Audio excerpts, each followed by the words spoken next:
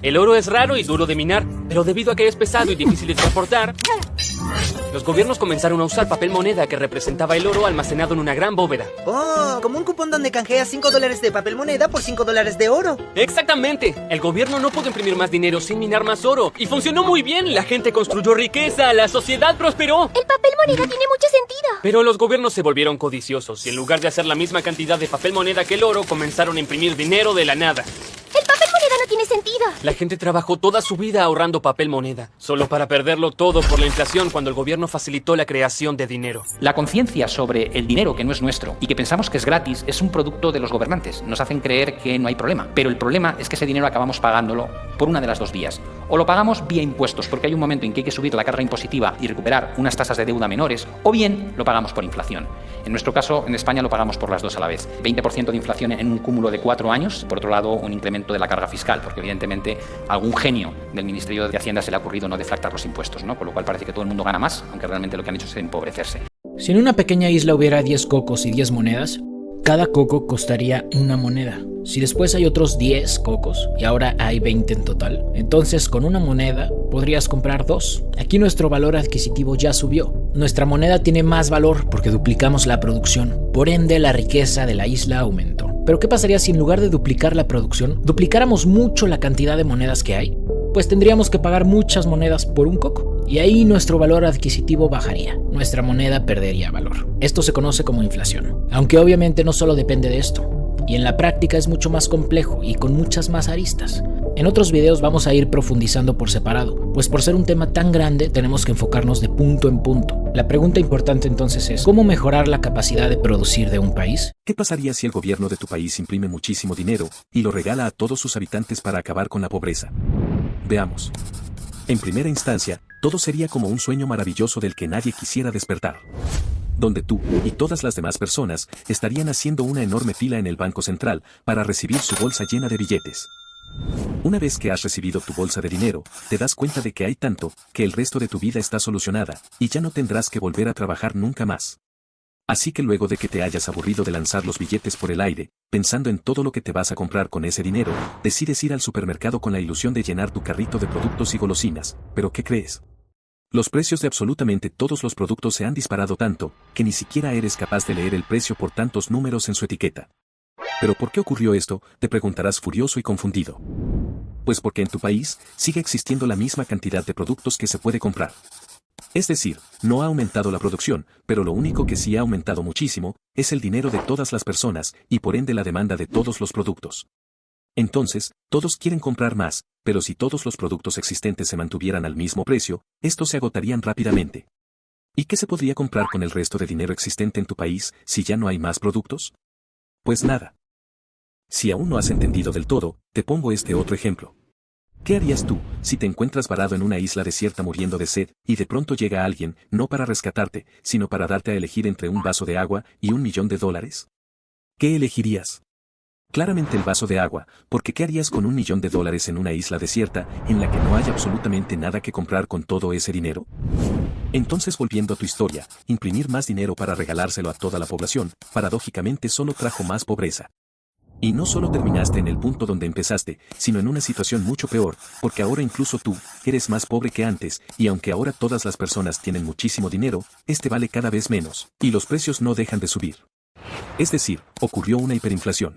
Con $1 te comprabas un paquete de tabaco y hoy necesitas $5 para un paquete de tabaco, significa que cada dólar vale menos, porque imprimen dólares que no se corresponden con la economía real. La inflación es un robo del valor de su trabajo. La gente está trabajando igual, ganando lo mismo y comprando menos. Me están devaluando mi trabajo. En España tenemos una deuda absolutamente asfixiante. ¿Qué es deuda asfixiante? Dinero que nos hemos gastado y que no hemos ganado. En la política eso no les preocupa, porque el problema lo van desplazando hacia adelante. ¿Qué es desplazar hacia adelante?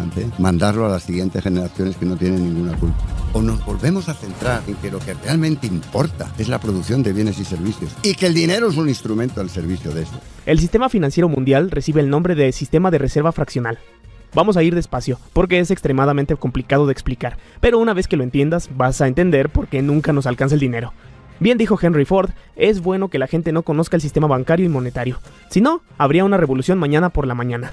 Este sistema está hecho para ser complicado para que la gente ni siquiera sospeche de la estafa, pero si hay problemas de desigualdad, este sistema en concreto es el mayor causante. Y no el neoliberalismo. Todos los países tienen sistemas muy similares.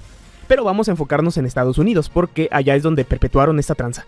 El gobierno necesita dinero hoy. Entonces pide prestado por medio de bonos del tesoro. Los bancos le prestan el dinero y le reciben los bonos. Los bancos intercambian los bonos por cheques a la Reserva Federal. Con estos cheques, los bancos solicitan más dinero a la oficina de grabado e impresión. Así los bancos obtienen dólares que serán depositados en las cuentas bancarias de los trabajadores y contratistas del gobierno. De este modo, el gobierno paga el gasto público. Los bancos, al ser intermediarios entre el Departamento del Tesoro y la Reserva Federal, se llevan una pequeña comisión, pero recuerden que aunque sea un mínimo porcentaje, son millones.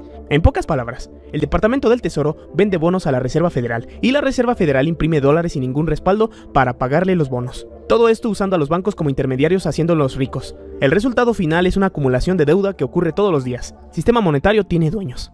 Más específicamente accionistas, y son el tipo de accionista que posee un porcentaje de la compañía y un porcentaje de las utilidades, no de los que compran acciones en eToro. Son los propietarios de la Reserva Federal. Entonces la Reserva Federal ni es reserva ni es federal. Todavía es más federal, Federal Express. Los accionistas de la Reserva Federal reciben un dividendo anual del 6%. ¿Y quiénes son estas personas? Como sabemos, la Reserva Federal fue creada en 1913. Ya en un video hablamos de la creación de este banco privado. Como ha habido tantas fusiones y adquisiciones de bancos a lo largo de la historia, hoy en día es imposible rastrearlos. Ese es uno de los secretos mejor guardados del mundo. Pero es evidente quiénes son los principales sospechosos, los propietarios de los bancos que en los pasos 1 y 2 se llevan su mochada. Los bancos que le prestan dinero al Departamento del Tesoro obviamente serían los más beneficiados en todo esto, y obviamente han de ser los que más subastas ganan. Son varios bancos transnacionales, pero tienen que fingir competencia para que todo se vea creíble. No se sientan mal si no lo entienden a la primera. Está pensado para que nadie lo entienda. Este es un cuadrado ordinario. Oye, despacio, cerebrito. A mí me costó muchísimo entenderlo y lógicamente ignoramos muchos detalles. El economista John Maynard Keynes escribió: por este medio, el gobierno puede, secreta y desapercibidamente, confiscar la riqueza de la gente y ningún hombre en 1.000.000 detectará el robo. El fondo de inversión compra acciones, en este caso invierte en el país de España, da deuda a España, bonos, cualquier cosa, ¿no? ¿Qué pasa? España tiene que hacer aquello que sus acreedores le digan que tiene que hacer. Es decir, que el político únicamente hace aquello que los de arriba le dicen que tiene que hacer. Es decir, que lo que realmente tienen las ideas importantes son los gestores de activos e inversiones, fondos de inversión, Fondo Monetario, bancos centrales, ¿no? Y esto realmente es el poder. En este vídeo vamos a ver las 3 maneras que tiene un país para pagar su deuda pública cuando ésta es desorbitada. La deuda en algunos países con gran gasto público como España se ha disparado con la crisis y se ha convertido en algo impagable. A base de tomar dinero prestado, el gobierno de turno vende en el Congreso una recuperación ficticia, con el propósito de perpetuarse en el poder. En base a esta falsa recuperación, las clases pasivas del Estado, esto es los funcionarios y los pensionistas, empiezan a pedir subida del salario, ya que a ellos, por mucha bandera que enarbolen, lo que les preocupa es el bolsillo. Y si España tiene que seguir endeudándose, a ellos les da igual, porque estamos en recuperación, según dice el gobierno. Esto hace imposible que los ingresos del Estado se equilibren con sus gastos, y la deuda pública crece y crece. Llegado a este punto, hay 3 formas de pagar la deuda. La primera es subir los impuestos, aunque pagar una deuda del 100% del PIB vía impuestos es casi como esclavizar a tu pueblo. Además, la subida de impuestos molesta a los ciudadanos, que se vuelven a los cantos de sirena de los partidos en la oposición. Podemos subir los impuestos a las empresas, pero no a la banca, que está de mírame y no me toques. Pues mira, a estas empresas, que tanto bien hacen pero que tienen poca mano en el gobierno. Así que obviamente las empresas se piran del país o cierran. El desempleo sube y bueno, pues más empleo público para compensar, más deuda y la rueda de muerte y destrucción sigue. Otra manera es el patapum para arriba. Para pagar la deuda, emites más deuda. Como puedes seguir encontrando a gente que te compre deuda, pues sigues emitiendo. Una cosa curiosa es que el comprador de la deuda española no se conoce quién es. Pero vamos, si quieres saber quién compra la deuda española, solo tienes que mirar el made in de los productos que compras. Y efectivamente, China compra deuda española. La compra con los euros que consigue de vendernos sus productos. Esta forma de pagar la deuda con más deuda es como quedarse dormido en el garaje con el motor del coche encendido. Pero bueno, se hace. La última forma, mi favorita porque citas al diablo, esto es, a la banca central moderna, es crear inflación. Pues nada. Para pagar la deuda se imprime dinero de la nada por los medios que ya hemos visto en otros vídeos. Y esto para el gobierno es lo mejor. ¿Por qué? Porque como se dice en otros vídeos del canal, esta práctica crea subida de precios. Pero la subida de precios, la población la asocia a la avaricia de los empresarios y piden un gobierno fuerte para ponerlos en su sitio. Y el gobierno se convierte en un monstruo que apela al sentimiento patrio de cartón piedra y entierra la razón. Aparece la porquería llamada Estado. ¿Sabes quién está siempre atrás? El Estado. El problema es el Estado. Es muy fuerte. ¿Por qué es muy fuerte? Me parece muy fuerte plantear como enemigo al Estado. ¿Cómo se financia el Estado? ¿Con emisión o con deuda? ¿Con emisión de qué? De moneda. Impuesto inflacionario. Sí. Un impuesto que le pega entre 25 y 30 veces más fuerte a los más pobres. ¿Qué se replica desde que el mundo es mundo? Cuando tú llegas a un punto donde tu economía está haciendo así y hay un gigante que te mira enfrente haciendo así, diciendo tengo casi toda tu deuda, en ese momento tú tragas saliva y dices, puf, necesito una guerra. ¿Por qué? Porque la guerra conlleva también una reactivación de la economía. A toda esta gente que tan alegremente llama a la guerra, yo les pediría, por favor, que se ofrecieran voluntarios en el centro de reclutamiento para ir a primera línea de combate. Y que, como en la época medieval, dieran ejemplo como nuestros reyes y nuestros condes, y cuando quisieran jugar con la vida de los demás, fueran ellos los que encabezaran los ataques, los asaltos, y estuvieran en esa primera línea donde te juegas la vida. Como suele decir, dice, no habría ninguna guerra si los que la propugnan, los primeros que fueran al frente fueran sus hijos. Evidentemente, ¿no? Eso está muy claro. La inflación, ¿a quién le echan la culpa? A los empresarios que son especuladores. A la OPEP, a las cadenas de suministro, al petróleo, a Putin, a Roche, a Putin, al otro. A cualquiera, excepto al único que puede hacer que suban los precios al unísono y que cuando han subido consoliden esa subida y continúen subiendo, que es el Estado que emite la moneda por encima de la cantidad que demanda la economía real. El problema de la deuda pública no es las generaciones futuras. El problema de la deuda pública son las generaciones actuales. ¿Por qué lo estoy diciendo? Porque no se pueden consumir bienes futuros. Cuando estás financiando las pensiones, la sanidad, lo que sea, estás financiando con dinero de hoy, no con dinero de mañana. Estás consumiendo el ahorro de los ahorradores de hoy, lo que tiene cada uno de ustedes en sus cuentas, gastándolo en bienes de protección social, y ese ahorro que podría ser usado en comprar una máquina nueva, en hacer un robot, en financiar una infraestructura, simplemente está transformando un gasto de inversión en un gasto de consumo. Estás haciendo un efecto de expulsión, estás expulsando buena parte de la capitalización de la sociedad cara de gasto de consumo, precisamente por no haberlo previsto en el pasado. Y lo que podría ser una cosa buena, porque los sistemas de previsión no solo son buenos, sino que capitalizan en las sociedades. No hay nada más capitalizador en la sociedad que el ahorro a largo plazo de una persona pensando en su jubilación. Porque es un ahorro a 40, 50 años, un ahorro que puede financiar una infraestructura a muy largo plazo. El comunismo de guerra es financiado con una hiperinflación. La primera hiperinflación de la historia es la de Lenin. ¿Y por qué? Algunos autores dicen que por necesidades, como no tenían fondos, no tenían medios, financiaron todo el gasto público a través de hiperinflación. Pero después también por objetivos teóricos que se le ocurrió a algunos. Por ejemplo, Bukharin y Preobrazhensky, cuando eran amigos, pues se dividieron, escriben un libro junto que se llama El ABC del comunismo. Y ahí se narra la idea de la inflación como un arma política. Y se empieza a ver la inflación no solo como una forma de financiar al Estado, sino como una forma de acabar con la burguesía. Lenin, que era muy listo, dijo que si quieren acabar con el capitalismo hay que acabar con el dinero. Y eso es correcto. Y lo que hicieron fue usar la inflación no para financiar al Estado, sino como un arma de guerra contra el capital y contra la burguesía. Y de hecho fue una forma de expropiación encubierta a gran escala.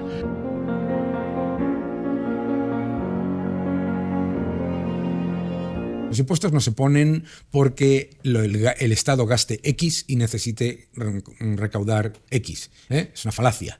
Los altos impuestos no son una herramienta para reducir la deuda o reducir el déficit. Son una herramienta para perpetuar la alta deuda y el alto déficit. Entonces, hay que bajar los impuestos para fortalecer la economía y sobre todo porque los impuestos tienen que reflejar la realidad económica de un país. España no es un país de Lamborghinis, como dice el presidente del gobierno, ni es un país de grandes empresas. Menos de un 1% de las empresas de España son grandes. La mayoría son no pequeñas, sino microempresas. Entonces, la fiscalidad, nosotros tenemos una fiscalidad de país ultra rico en una economía de empresas y familias pobres. Friedman decía que la inflación es un impuesto sin legislación. Nos han subido a todos los impuestos, pero no lo ha aprobado el Parlamento. Ningún político se ha retratado en el Parlamento diciendo voy a subir los impuestos a todo el mundo, ya no a los ricos, como suelen decir con bastante populismo, sino a todo el mundo, porque a todo el mundo se le ha diluido el poder adquisitivo. Ese peaje político no lo ha querido pagar nadie. ¿Por qué? Porque es más fácil, ya digo, camuflarlo, ocultarlo y decir, no, es que son los empresarios los que se están lucrando subiendo precios, como diciendo, yo soy el bueno, yo que he creado la inflación soy el bueno, y ellos que lo que están haciendo es protegiéndose de la inflación porque les han subido los costes y repercuten la subida de costes a los precios, son los malos.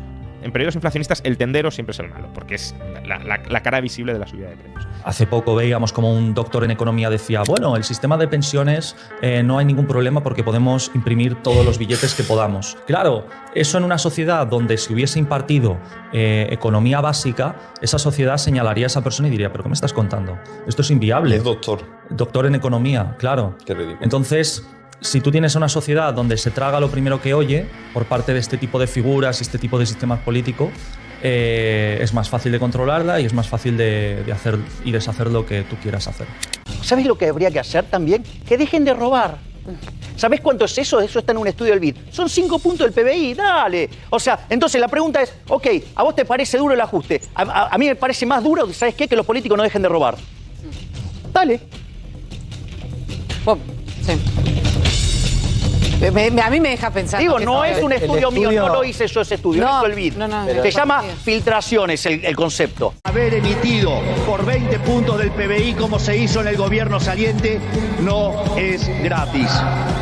Lo vamos a pagar en inflación. Hoy la inflación, de haber estado viajando a un ritmo del 50 mensual, están yendo a niveles del 15. Pese a que aún quedan algunos meses de alta inflación, la misma seguirá cayendo fuertemente y la salida del cepo estará cada vez más cerca. Si el Estado no gasta más de lo que recauda y no recurre a la emisión, no hay inflación, no es magia. Estamos logrando encaminar el tema de la inflación, vía una política fiscal muy dura, vía un saneamiento del Banco Central y el sinceramiento del mercado de cambio. Si vos limpiás ese 2%, quiere decir que entonces la inflación es del 0,7 mensual.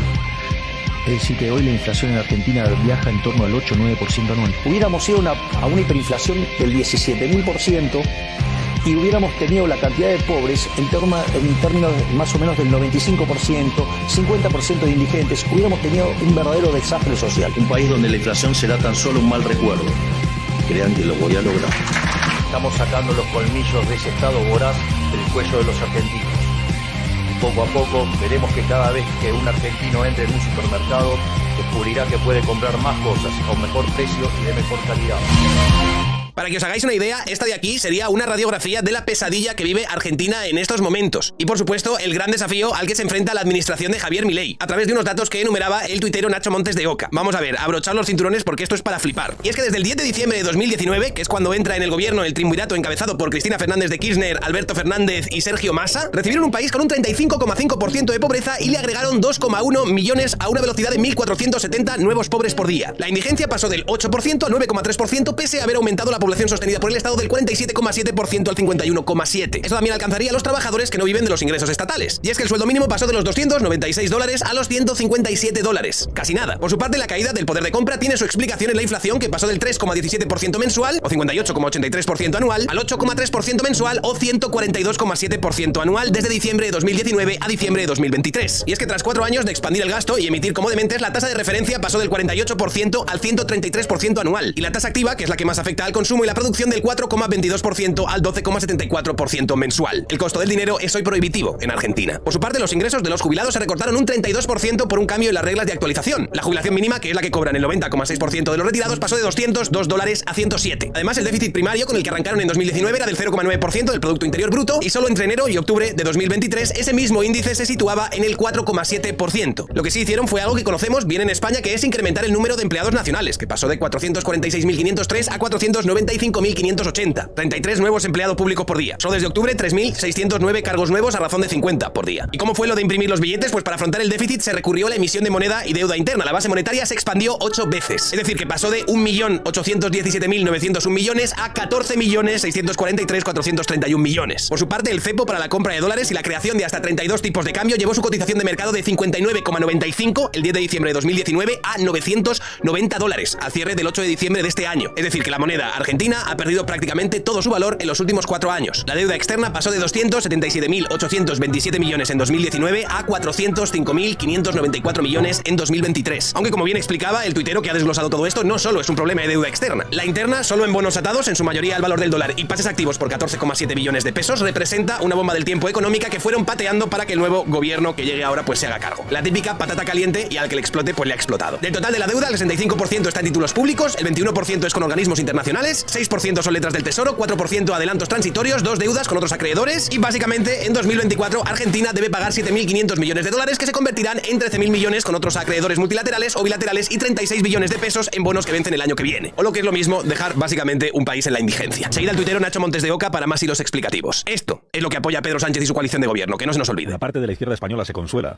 atribuyendo a la sociedad argentina una suerte de enajenación mental transitoria, y otra parte de la izquierda más inquieta lo que estudia es qué ha tenido que hacer rematadamente mal el gobierno izquierdista de los Fernández, Alberto y Cristina, para que su legado sea un excéntrico que sataniza el gasto público, es decir, para que su legado sea una motosierra. Y es que estaréis conmigo que, teniendo en cuenta el retablo que os acabo de contar, la motosierra es la única solución. A no ser, por supuesto, que tengas este pensamiento que parece que tienen muchos políticos, no solo en España, sino también fuera del país, en el que si uno ostenta el poder y tiene la capacidad para escribir leyes, en el momento que en un papel escriban que se acaba la pobreza, esta desaparecerá como por arte de magia y aún tendrán tiempo para sacar partidas millonarias con los que regar las asociaciones de señoras con el pelo de los sobacos morados para que nos expliquen con toda su perspectiva de género por qué la meritocracia es un invento heteropatriarcal. En ese sentido, Javier Milei te podrá gustar más o menos, pero lo que sí que más o menos nos ha quedado claro a todos es que este señor por lo menos parece que tiene los pies en la tierra. Y es que en el discurso de su presidencia hizo algo no demasiado habitual dentro de las clases políticas, que es hablar a la gente de manera honesta y adulta. Tratar de como si fueses un mayor de edad y no tu crush de instituto al que habría que endulzarle los oídos. En tercer lugar, y no por ello menos importante, para hacer gradualismo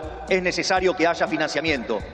Y lamentablemente, tengo que decírselos de nuevo, no hay plata. La conclusión es que no hay alternativa al ajuste y no hay alternativa al shock. Naturalmente eso impactará de modo negativo sobre el nivel de actividad, el empleo, los salarios reales, la cantidad de pobres e indigentes. Habrá esta inflación, es cierto, pero no es algo muy distinto a lo que ha pasado en los últimos 12 años. Recordemos que en los últimos 12 años el PBI per cápita ha caído 15% en un contexto donde acumulamos 5.000% de inflación. Por lo tanto, hace más de una década que vivimos en esta inflación. Por lo tanto, este es el último mal trago para comenzar la reconstrucción de Argentina. Luego del reacomodamiento macro que vamos a impulsar, el cual será menos doloroso cuanto mayor sea la caída del riesgo país y cuanto mejor sea nuestra contención desde el Ministerio de Capital Humano, la situación comenzará a mejorar. Esto es, habrá luz al final del camino. Y este discurso honesto hacia la ciudadanía, el explicarles, oye chavales, que es que no tenemos un puto duro, estamos quebrados, estamos en la ruina, estamos en números rojos, no hay dinero, es algo que le sienta mal al progresismo patrio. No entienden que alguien sea capaz de hablar de esta manera a la gente. ¿Cómo va usted a decirle estas cosas a la gente en lugar de engañarles en la cara? No será usted el mismísimo Adolf Hitler, ¿verdad? Así veíamos a la activista Marisa Sáenz inmediatamente debajo de este vídeo escribir, veíamos las masas jaleando a Hitler y no entendíamos cómo era posible tanta ceguera. Ahora les vemos jalear a Milei, la ruptura de la convivencia social y tampoco lo entendemos. A veces somos masas suicidas. O leíamos al infame periodista Fonsi Loaiza escribir cosas como el ultraderechista Javier Milei ha aplaudido en su proclamación como presidente de Argentina cuando anuncia recortes masivos. No hay plata, muy poca vergüenza. Porque para esta gente la honestidad es una quimera y su solución para absolutamente todo es dar una patada hacia adelante. ¿Que no tenemos dinero? Pues se imprime más y ya mañana nos preocuparemos de los desperfectos. ¡Tías, qué duro! Oiga, pero es que ahora tenemos hiperinflación. Bueno, pues escribimos una ley y la prohibimos. ¿Inflación? Pues que no hay inflación, no sé. Literalmente inventamos nosotros la inflación. Pues quítala, no sé. Oiga, pero es que la indigencia se está disparando. Bueno, a mí me da que todo esto es culpa del capitalismo, Fíjate lo que te voy a decir. Porque está clarísimo que si en vez de libre mercado dejamos que Fonsi Loaiza y sus 4 colegas nos planifiquen toda la economía, el futuro se dibujaría como algo tremendamente prometedor. Sin embargo, a mí llámame loco, pero prefiero quedarme con alguien que diga las cosas como lo hace aquí el señor Javier Milei. No tenemos plata. Solo tenemos plata. No hay plata, no hay dinero, estamos en una hiperinflación de 3 pares de cojones, va a haber un paro que se va a cagar la perra y va a ser duro de 3 pares de cojones. Sí, es un discurso nada político. Muy poco atractivo, muy poco populista, pero muy realista, teniendo en cuenta las condiciones en las que está Argentina en este momento. Y algunos que fuimos a clases de historia todavía recordamos cuando Winston Churchill le dijo a los ingleses en mitad de la Segunda Guerra Mundial que él solo les podía prometer sangre, esfuerzo, lágrimas y sudor. No les dijo, gente, esto de los nazis está hecho, simplemente voy a escribir aquí en un papel que hemos ganado la guerra y tan tranquilos. Voy a imprimir dinero hasta que podamos comprar toda Alemania, toda Europa y todo el mundo, si cabe. Y Winston Churchill tiene así un hueco dentro de nuestra historia. Aquí lo que sucede es que hay algunos que parece que quieran que les mientan porque no quieren hacerse cargo de que toda su identidad política está construida sobre una mentira. De deuda pública. El Estado de España continúa saltándose todos los límites y es importante recordar varios factores. Este nuevo récord de deuda pública lo han conseguido, obviamente, y lo vas a pagar tú y lo voy a pagar yo, lo han conseguido con una economía que aparentemente va como un tiro creciendo. 2, con ingresos fiscales récord en los que se están lucrando con el aumento de la inflación. El aumento de la inflación, al no deflactar los impuestos, resulta que ellos recaudan mucho más. Es decir, recaudando mucho más. Con la entrada de fondos Next Generation y con una economía aparentemente en crecimiento, la deuda pública alcanza un nuevo récord. Acompañadme y lo vemos. Como un cohete quebrado. La deuda pública se dispara en casi 25.000 millones de euros en junio y marca un récord de 1,625 billones de euros. Pero ojo, esto es deuda según el protocolo de déficit excesivo, que es una forma de medirla. Pero si miramos la deuda total, la deuda de las administraciones públicas total, todos los pasivos emitidos, supera los 2,06 billones. Estamos hablando de que la deuda, según el protocolo de déficit excesivo está ya en el 108,2% del PIB y supera con creces el objetivo de deuda del gobierno para todo el año. Y no te olvides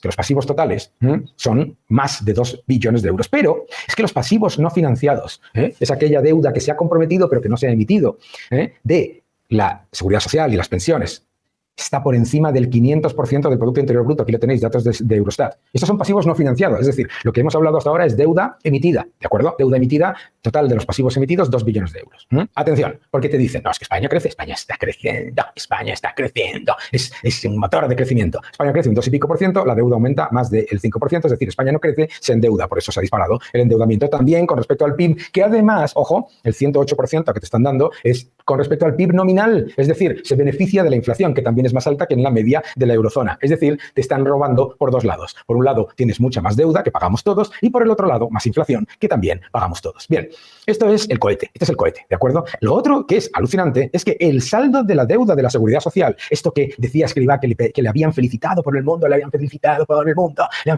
el mundo, por el sistema fantástico, la deuda se ha disparado un 9,4%. ¿Qué significa? Que cuando el gobierno te dice que te sube las pensiones, lo que está haciendo es endeudarte y hacerlas más insostenibles todavía.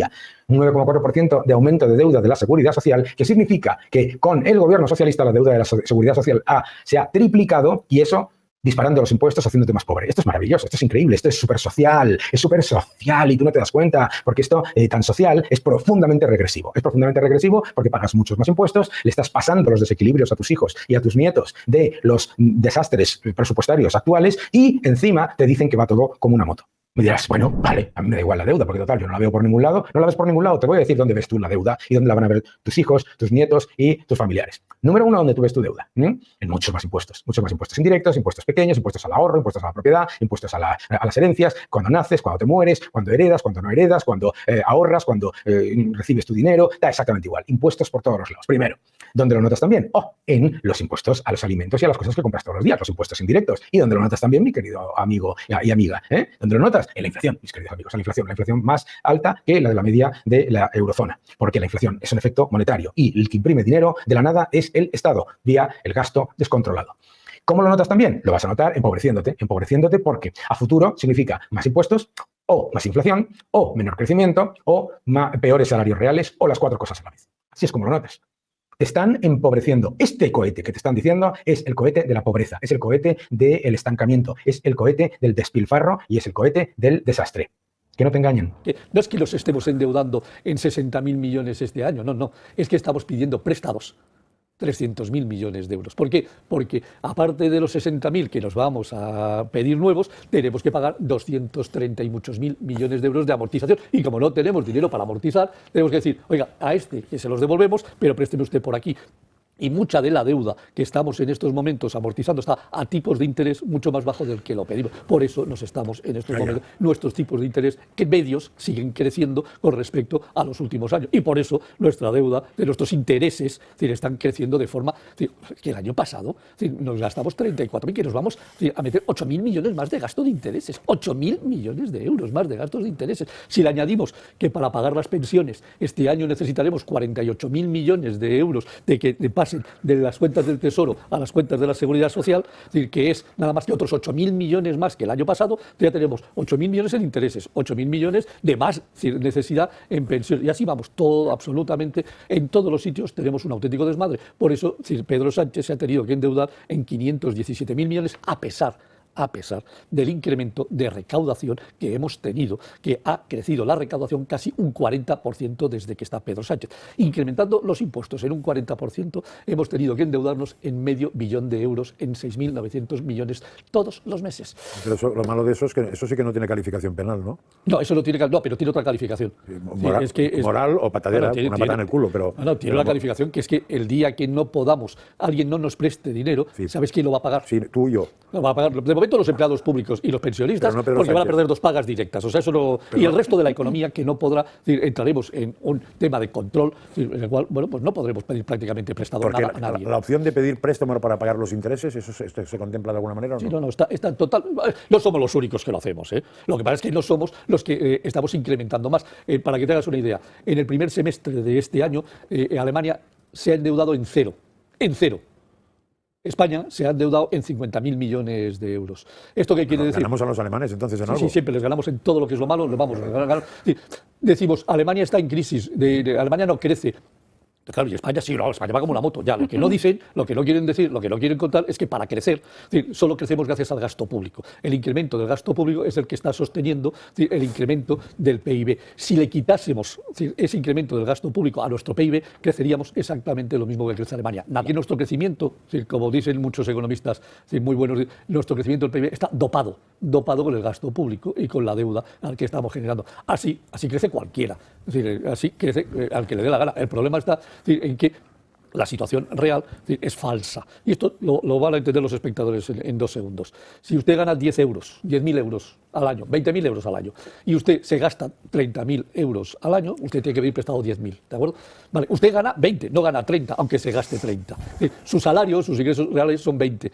Por mucho que se crea que usted en estos momentos vive con 30 porque pide 10 prestado. El día que no te prestan, además, no ganas 20, porque tienes que devolver todo lo que tienes prestado, con lo cual tu ingreso real disminuye. El día que tengamos que de empezar a devolver deuda porque no nos financien, nuestro PIB, claro, se pegará un bofetón. Estos números representan la deuda de España. Vamos a elegir los verdes, en lo cual tenemos ya pues el 1,6 billones, ¿verdad? Y la deuda por cada habitante nos toca 32.500 euros, aquí lo tenéis, y por contribuyentes 76.290 euros. Casi nada, para ir gastando, ¿verdad?, en cosas redundantes, y para no ir controlando el gasto. Muy bien. Es decir, lo que falta en este país es mano dura con sus dirigentes. Si esto lo hace un empresario, está en prisión. Total. Estaría directamente en prisión el resto de su vida. Es que hablemos, Fer, Son de una raza única, independiente, que merece todo lo peor de la sociedad cayendo sobre ellos. Son los únicos que se pueden mear en los ciudadanos como los nuevos reyes feudales y me parece de irresponsabilidad que la policía les baile. Yo los metería en prisión. A todos les pediría exigencia de que usted ha jodido una nación y empezaría a educar a la gente en ser autosuficiente.